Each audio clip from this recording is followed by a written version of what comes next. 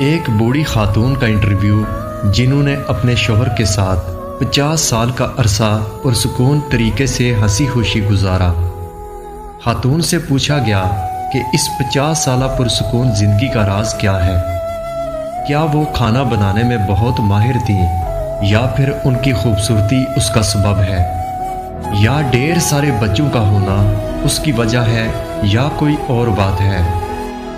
بوڑھی خاتون نے جواب دیا، پرسکون شادی شدہ زندگی کا دار و مدار اللہ کی توفیق کے بعد عورت کے ہاتھ میں ہوتا ہے۔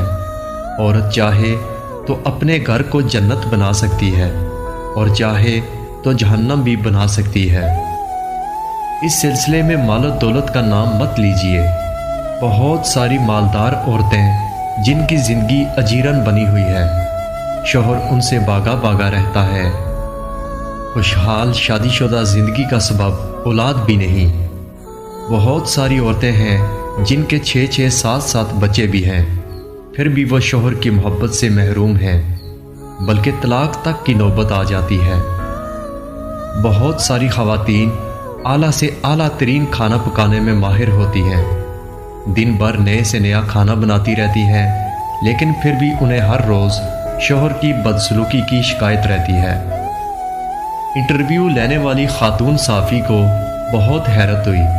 اس نے پوچھا، پھر آخر آپ کی اس خوشحال زندگی کا راز کیا ہے؟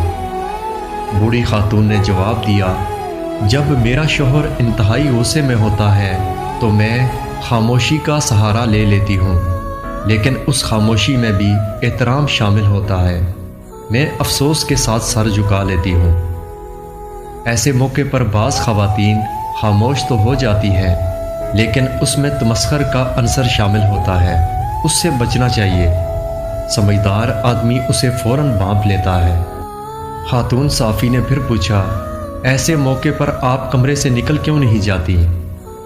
بوڑھی خاتون نے جواب دیا، نہیں، ایسا کرنے سے شوہر کو یہ لگے گا کہ آپ اس سے جان چھڑا رہی ہیں، اس کی کوئی بات سننا ہی نہیں چاہتی۔ ایسے موقع پر خاموش رہنا چاہیے اور جب تک وہ پرسکون نہ ہو جائے اس کی کسی بات کی مخالفت نہیں کرنی چاہیے۔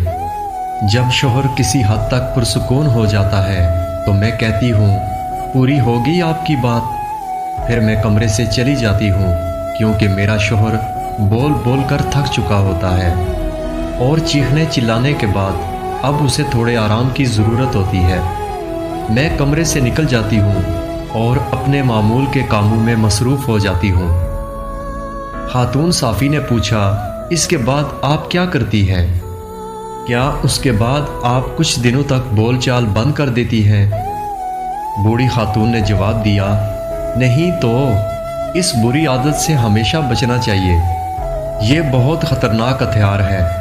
جب آپ ایک ہفتے تک شوہر سے بات چیت نہیں کریں گی، ایسے وقت میں جب کہ اسے آپ کے ساتھ مصالحت کی ضرورت ہوتی ہے، وہ اس کیفیت کا عادی ہو جائے گا اور پھر یہ چیزیں بڑھتے بڑھتے خطرناک قسم کی نفرت کی شکل اختیار کر لے گی۔ صحافی خاتون نے پھر پوچھا، پھر آپ کیا کرتی ہیں؟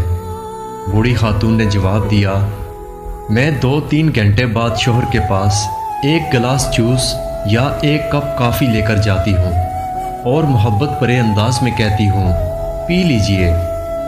حقیقت میں شوہر کو اس کی ضرورت ہوتی ہے۔ پھر میں اس سے نارمل انداز میں بات کرنے لگتی ہوں۔ وہ پوچھتا ہے، کیا میں اس سے ناراض ہوں؟ میں کہتی ہوں، نہیں تو۔ اس کے بعد وہ اپنی سخت کلامی پر معذرت کرتا ہے اور خوبصورت قسم کی باتیں کرنے لگتا ہے۔